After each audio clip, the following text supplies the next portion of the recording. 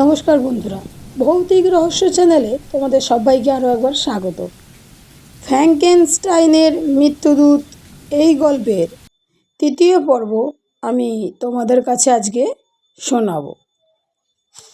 তার আগে দ্বিতীয় পর্বের কিছুটা অংশ তোমাদের আমি শোনাব, তারপরে আমি তৃতীয় পর্ব শুরু করব। ট্রেভিথিক বলল, হ্যাঁ, আমার স্ত্রী সব ব্যবস্থা করেছে। ব্রায়ান বলল, আচ্ছা, ডাক্তার ট্রেভাস্কিসের অন্তর্ধান সম্পর্কে আপনি কি জানেন? ট্রেভিথিক বলল, আমার ধারণা উনি আর বেঁচে নেই। আমরা দ্বিতীয় পর্বে এতটাই শুনেছিলাম, এরপর থেকে তৃতীয় পর্বটা শুনব। চলো গল্পটা শুরু করি। ব্রায়ান বলল, তার মানে? ট্রেভিথিক বলল, ডাক্তারবাবুকে শেষবার দেখা গেছে ওই সমুদ্রের ধারে পাহাড়ের চূড়ায়। ওখানে এক বিদেশি থাকে। ব্রায়ান বলল, বিদেশি? তার মনে পড়ল নোয়ালও একজন বিদেশির কথা বলেছিল। ট্রেভিথিক বলল, সবাই বলে ওখানে নাকি অদ্ভুত সব ঘটনা ঘটে। ব্রায়ান বলল, অদ্ভুত ঘটনা? কারা সেসব কথা বলে? কে এই বিদেশি? ট্রেভিথিক ইতস্তত করে বলতে চাইল, ওই বিদেশি মানে আসলে হচ্ছে ট্রেভিথিক তার স্ত্রীর ঘরের মধ্যে ঢুকে তাকে চাবুক মারার মতো থামিয়ে দিল। মুহূর্তে শীর্ণকায় মলিন পোশাক পরা মানুষটি নিজের মূর্খামি বুঝতে পেরে ঘর থেকে বেরিয়ে গেল। মিসেস ট্রেভিথিক বলল, এখন বলুন স্যার, আপনার? ব্রায়ান বলল, মিসেস ট্রেভিথিক, আমি ডাক্তার ট্রেভাস্কিসের নতুন পার্টনার। আপনার স্বামীকে বলছিলাম যে আপনারা আমার অপেক্ষা করছিলেন নিশ্চয়ই। মিসেস ট্রেভিথিক বলল, ডাক্তারবাবু আপনার আসার অপেক্ষায় ছিলেন। চলুন আপনার ঘরটা দেখিয়ে দিই। ব্রায়ান বলল, মিস ট্রেভাস্কিস কোথায়? মিসেস ট্রেভিথিক বলল, রাত্রে বিশ্রাম পেলে উনি সুস্থ হয়ে উঠবেন। ব্রায়ান আচমকা মিসেস ট্রেভিথিককে প্রশ্ন করল, আপনারা সবাই আমাকে সন্দেহের চোখে দেখছেন কেন? মিসেস ট্রেভিথিক বলল, সন্দেহ? আসলে আমরা এখানকার লোকজন আপনাদের মতো শহর মানুষদের চট করে আপন করে নিতে পারি না। জানি না ডাক্তারবাবু এখানকার কোনো মানুষকে কাজে না লাগিয়ে কেন বাইরের একজনকে ডেকে এনেছে। ভোর হতেই ব্রায়ানের ঘুম ভেঙে গেল। তৈরি হয়ে নিচে এসে দেখল সব শান্ত চুপচাপ। রাস্তায় জনপ্রাণী নেই, প্রতিটি কুটিরের দরজা বন্ধ। এক চক্কর ঘুরে ট্রেভাস্কিসের বাড়িতে ফিরে আসার সময় কানে এলো সুপ্রভাত। ব্রায়ান দেখল চার্চের বাগান থেকে এক বয়স্ক ভদ্রলোক তাকে স্বাগত জানাচ্ছে। ব্রায়ান বলল, সুপ্রভাত মিস্টার প্যানকারো। স্যার, আমার নাম সাইমন প্যানকারো, এই গ্রামের চার্চের প্রধান। ব্রায়ান বলল, উইলি ক্যারিও যে বলেছিলেন তিনিই নাকি? প্যানকারো বলল, ঠিকই বলেছেন, এখানে দুটো চার্চ, গ্রামের মানুষ ওর দিকেই। ব্রায়ান বলল, ডাক্তার ট্রেভাস্কিসের খোঁজ করতে যেতে চাই গ্রামবাসীদের সঙ্গে নিয়ে। প্যানকারো বলল, দুপুরের আগে কারো টিকিটই দেখতে পাবেন না, রাতভর খানা পিনা হয়েছে। ব্রায়ান বলল, আপনি কি আমার সঙ্গে ডাক্তার ট্রেভাস্কিসের খোঁজে যাবেন? প্যানকারো বলল, আমার বয়স হয়েছে, আমি এই রস সুধার উপর বেঁচে আছি। এ কথা বলে কোটের পকেট থেকে চ্যাপ্টা বোতল নিয়ে মুখে ঢেলে দিলেন। ব্রায়ান বুঝল এই গ্রামের মানুষ হয় কাপুরুষ নয়তো মাতাল। ব্রায়ান প্রশ্ন করল, এখানে কি সাহসী কোনো মানুষ নেই? প্যানকারও বলল, ছিলেন স্যার, হুগ ট্রেভানিয়ান। তার কোনো উত্তরাধিকারী ছিল না। তার মৃত্যুর পর এক বিদেশি এসে তার বিশাল প্রাসাদ দখল করে নিয়েছে।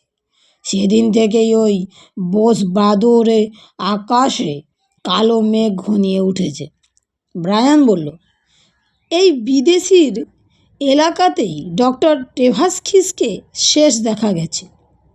তার কাছে গিয়ে জানতে চাইলে নিশ্চয়ই তিনি হদিশ দিতে পারবেন। প্যানকারও বলল, বিদেশি এক অদ্ভুত লোক। উনি এখানে আসার পর থেকেই বিচিত্র সব ঘটনা ঘটছে। স্যার হুগের বাড়িটা ওই বিদেশি কিনেছে। আমি আপনাকে ওর কাছে যাওয়ার পরামর্শ কখনোই দেব না। এ কথা শেষ করেই প্যানকারও অভদ্রের মতো বাড়িতে ঢুকে দরজা বন্ধ করে দিলেন। ব্রায়ান স্তম্ভিত হয়ে দাঁড়িয়ে থাকলো খানিকক্ষণ।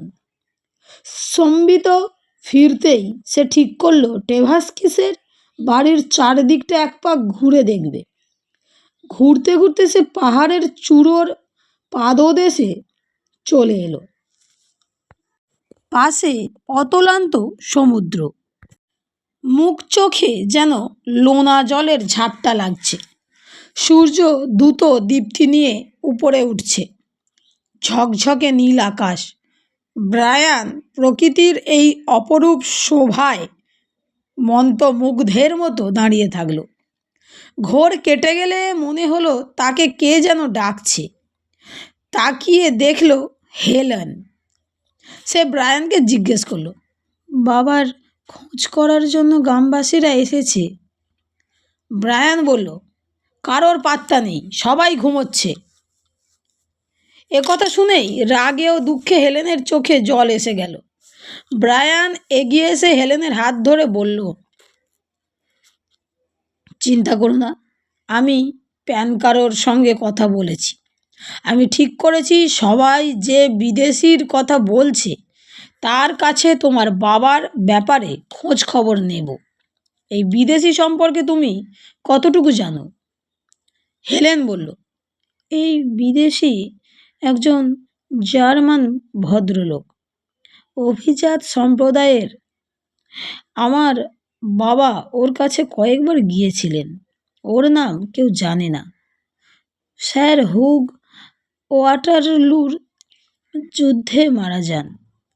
ব্রেকা দুর্গের পাশে তার বিশাল প্রাসাদ টাইমারনানস 10 বছর আগে কিনে নিয়ে এই বিদেশি বসবাস শুরু করেন। ব্রায়ান জিজ্ঞেস করলো, টাইমারনানস? আচ্ছা, এখানকার মানুষ ওকে পছন্দ করে না কেন? উনি কি গ্রামে আসেন না? হেলেন বলল, কেউ ওর কাছে যাক এটা উনি চান না। ওর এলাকায় কেউ যান না। যতদূর মনে পড়ে উনি গত 10 বছরে দুবার এই গ্রামে এসেছেন। বিকট দর্শন এক চাকর আছে ওর, সেই প্রয়োজনে এখানে আসে। ব্রায়ান সান্ত্বনা দিয়ে বলল, ঘাবড়িও না, আমরা তোমার বাবাকে নিশ্চয়ই খুঁজে পাব। হেলেনকে কথা বাড়াবার সুযোগ না দিয়ে সে পাহাড়ের রাস্তার দিকে এগিয়ে গেল। ছোট বড় গাছ, কোথাও বা ঝোপঝাড়, শুকনো গাছের পাতায় পা ফেলার মজমজ শব্দ নির্জনতাকে ভাঙতে থাকলো। বেশ কিছুটা উঁচুতে ওঠার পর ও দেখলো একটা লোহার মরচে ধরা বিরাট গেট। বোঝাই যায় কেউ এই রাস্তা ব্যবহার করে না। তবে কি সে ভুল রাস্তায় এলো? ব্রায়ানের চোখে পড়ল টাইমারনানস লেখা সাইনবোর্ড। গেট টপকে সে ভিতরে ঢুকলো। অনুপ্রবেশকারীর মতো আগাছা ঝোপঝাড় ডিঙিয়ে সে এগোতে লাগলো। কাউকে দেখতে পেল না। কোথাও কোনো প্রাণের অস্তিত্ব নেই। দমে না গিয়ে ব্রায়ান এগিয়ে গেল। হঠাৎ তার মনে হলো তাকে আড়াল থেকে নজর রাখা হচ্ছে। থমকে গিয়ে জঙ্গলের চারিদিকে ঘাড় ঘুরিয়ে দেখে নিল সে। কাউকে দেখতে পেল না, অথচ সে নিশ্চিত যে তাকে কেউ অনুসরণ করছে। গাছগুলো নিশ্চল, শব্দহীন অখণ্ড নিস্তব্ধতা, যেন কবরস্থানের নীরবতায় চারিদিক মোড়া। তার শরীর শিরশির করে উঠল নাকি। মনকে চোখ রাঙালো সে। গ্রামবাসীদের কথা তাকেও প্রভাবিত করছে নাকি। হঠাৎ যেন গাছের ডাল ভেঙে ছুটে আসার শব্দ পেল সে।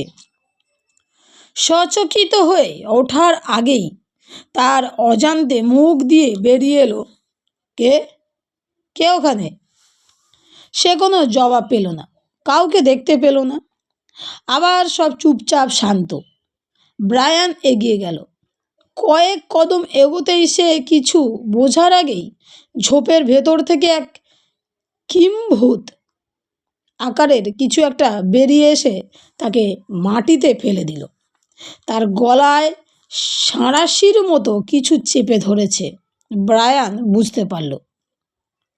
ঘটনার আকস্মিকতায় ব্রায়ান যার পরাইন হতভম্ব হয়ে পড়লেও প্রাণ বাঁচানোর তাগিদাটা এলো আপনা থেকেই। গলার ওপর থেকে ইস্পাত দৃঢ় চাপটা সরানোর জন্য দুহাত তোলার ব্যর্থ চেষ্টা করল সে। চোখ খুলে দেখতে চাইল আক্রমণকারীকে। সামান্য চোখের পাতা খুলে তাকাতে সে দেখতে পেল মাংসপিণ্ডের মতো নোংরা জট পাকানো লম্বা কালো চুল। বুঝতে পারল না আক্রমণকারী মানুষ না জন্তু। দম বন্ধ অবস্থা থেকে রেহাই পাওয়ার চেষ্টা করে বুঝল হামলাকারীর গায়ে মত্ত হাতির শক্তি। পেশি যেন ইস্পাত। দু চোখে অন্ধকার ঘনিয়ে আসার মুহূর্তে বুঝল হঠাৎই গলার ওপর চাপ কমে গেছে। হামলাকারী তাকে ছেড়ে দিয়ে সরে গেল। হাঁপড়ের মতো দম নিতে নিতে তার কানে এলো কেউ বিদেশি ভাষায় কিছু যেন বলছে। মাথা ঝাঁকিয়ে কনুইয়ে ভর দিয়ে ওঠার চেষ্টা করল সে।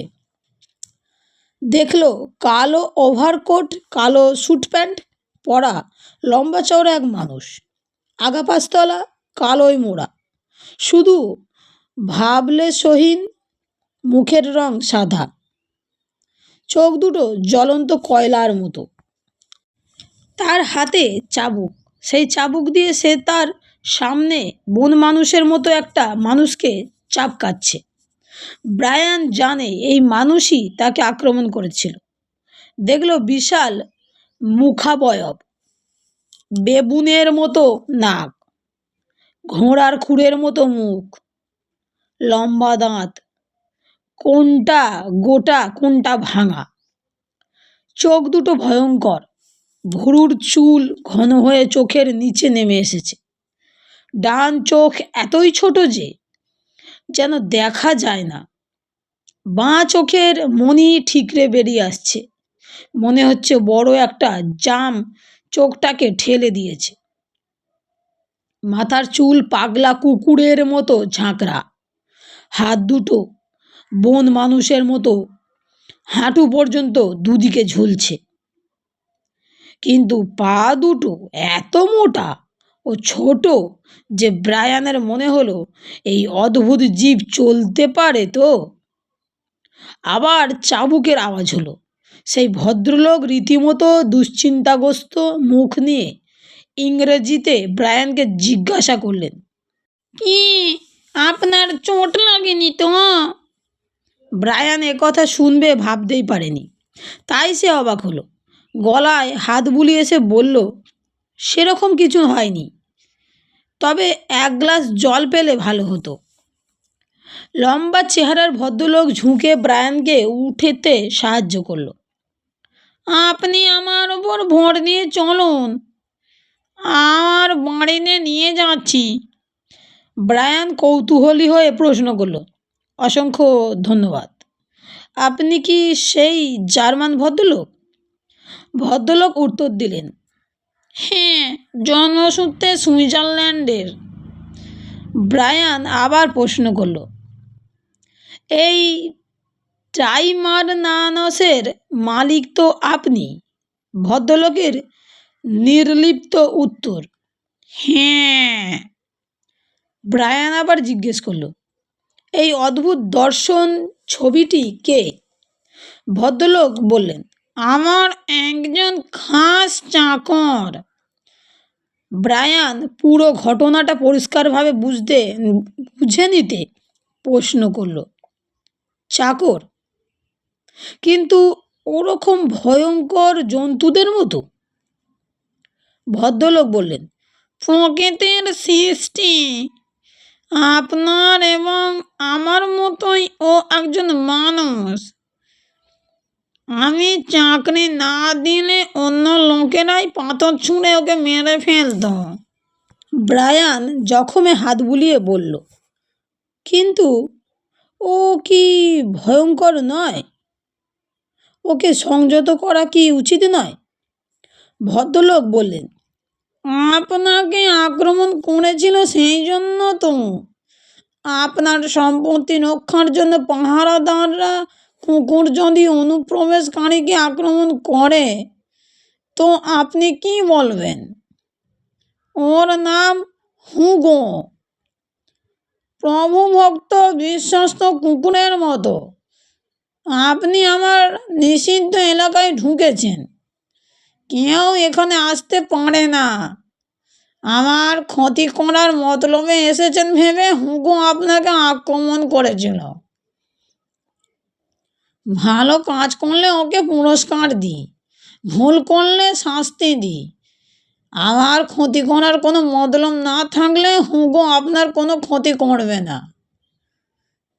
বনাঞ্চলে পার হয়ে তারা বাড়ির মধ্যে ঢুকল।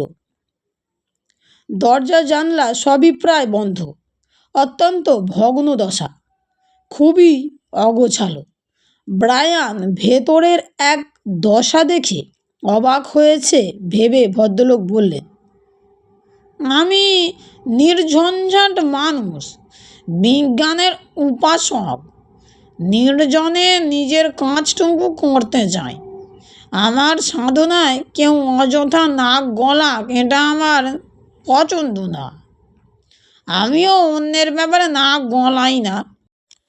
শেষের কথাটা যে ব্রায়ানকে উদ্দেশ্য করে সেটা বুঝতে পেরে সে বলল, আমি আপনার সঙ্গে দেখা করতে এসেছি। ডাক্তার টেভাস্কিসের অন্তর্ধান সম্পর্কে আপনার সঙ্গে কথা বলতে চাই। ভদ্রলোক টেভাস্কিসের নাম শোনামাত্র ব্রায়ানকে নতুন করে জরিপ করে কিছু যেন খুঁজে দেখতে চাইলেন। মুখে কিছু বললেন না। জলপানের পর ব্রায়ান নিজের পরিচয় দিয়ে বলল, আমি ডক্টর ব্রায়ান শ, টেভাস্কিসের নতুন পার্টনার। লম্বা মানুষটি মাথা ঝাঁকিয়ে অভিবাদনের ভঙ্গিতে বলল, আমি আমি হলাম ব্রায়ান ভিক্টর ফ্র্যাঙ্কেনবার্গ। ব্রায়ান টেভাস্কিসের অন্তর্ধানের ঘটনা ফ্র্যাঙ্কেনবার্গকে জানালো। ব্যারনের মুখ চোখে ভাবান্তর দেখা গেল না। মুখে বলল, আমার লাইব্রেরিতে আপনি আসুন। এ কথা বলেই ব্যারন ব্রায়ানের জন্য অপেক্ষা না করে এগিয়ে গেল। লম্বা হলঘর পার হয়ে আলো ভরা বড় একটি ঘরে তারা ঢুকল। ব্রায়ান দেখল ঘর ভর্তি নানা ভাষায় লেখা প্রচুর বই, হাজার হাজার বই, অধিকাংশই রসায়ন ও প্রাকৃতিক দর্শন বিষয়ে। ব্যারন অতিথির আপ্যায়ন করে জানতে চাইল, নিক চলবে নাকি? ব্রায়ান মাথা নাড়ল। ব্যারনের কাছে জেনে নিতে চায় সে টেভাস্কিসের ব্যাপারে কতটুকু তিনি জানেন। সে কথা ফের বলতে গিয়েই থমকে গেল চেনা আওয়াজ শুনে। হাউন্ডের গর্জন কানে এলো। গত রাতের সেই রাস্তায় শোনা গর্জনের মতো হুবহু এক। এখন মনে হচ্ছে এই ঘরের মধ্যেই সেই হাউন্ড উপস্থিত হয়েছে। ব্যারন পরিস্থিতি সামাল দিয়ে বললেন, মাফ করবেন, আমার একটু শিকারের শখ আছে, তাই শিয়াল তাড়াবার জন্য শিকারি কুকুর পুষি। সেরা কুকুরটা অসুস্থ হয়ে পড়েছে। হ্যাঁ, আমরা যেন কোন বিষয়ে আলোচনা করছিলাম? ব্রায়ান বলল, ডাক্তার টেভাস্কিস সম্পর্কে। ব্যারন প্রসঙ্গক্রমে জানালো, আমি এখানে আসার পর উনি কয়েকবার এখানে এসেছেন। বিজ্ঞান ও মেডিকেল ডিগ্রি আমারও আছে, তাই ওকে প্রয়োজন হয়নি তেমন। দুদিন আগে আমিও তাকে এই তল্লাটে দূর থেকে ঘুরতে দেখেছি। ব্যারন উঠে দাঁড়ালো, বলল, আমি আর বিশেষ কিছু জানি না। এই জলজঙ্গল খুবই খতরনাক জায়গা। আশা করি আপনারা ডাক্তারকে খুঁজে পাবেন, অথবা তিনি নিজেই ফিরে আসবেন। ব্রায়ানকে দরজার দিকে এগিয়ে দিলেন ব্যারন। ব্রায়ান দরজার বাইরে জঙ্গলের দিকে উদ্বেগের মতো তাকাতেই ব্যারন বললেন, হুগোর দিক থেকে আর কোনো বিপদ হবে না। ওকে শিক্ষা দিয়েছি ওর ভুলের জন্য। হুগোর কথা শুনে ব্রায়ানের শিরদাঁড়া কাঁপিয়ে একটা ভয়ের ঢেউ খেলে গেল। রাস্তা ধরে এগিয়ে যেতে যেতে হুগোর চিন্তা মাথায় চেপে বসল। হঠাৎই সামনের ঝোপ নড়ে উঠতেই ব্রায়ান হাত দিয়ে আক্রমণ ঠেকাতে থমকে দুপা পিছিয়ে দাঁড়াতেই এক মহিলা তার পায়ে ঝাঁপিয়ে পড়লেন। হাঁপাতে হাঁপাতে বললেন, আমাকে সাহায্য করুন, বাঁচান। ব্রায়ান মহিলাকে ধরে টেনে তুলল। দেখল মহিলার বয়স 30 হতে পারে কিংবা 50। একসময় সুন্দরী ছিলেন বোঝা যায়। অকালে চুলে পাক ধরেছে, চোখে মুখে অকাল বার্ধক্যের ছাপ স্পষ্ট। বন্ধুরা, গল্পটি আজকে এই পর্যন্তই। গল্পটি এখানেই শেষ নয়, এর পরের পার্ট নিয়ে খুব শীঘ্রই তোমাদের সঙ্গে আবার দেখা হচ্ছে। গল্পটি তোমাদের কেমন লাগছে অবশ্যই আমাকে কমেন্টে জানিও। আর ভালো লেগে থাকলে বন্ধুদের সঙ্গে শেয়ার করে, চ্যানেলটি সাবস্ক্রাইব করে, লাইক করে আমার পাশে থেকো, যাতে আরও নতুন নতুন গল্প আমি তোমাদেরকে শোনাতে পারি। তাহলে বন্ধুরা, আজকের মতো বিদায়।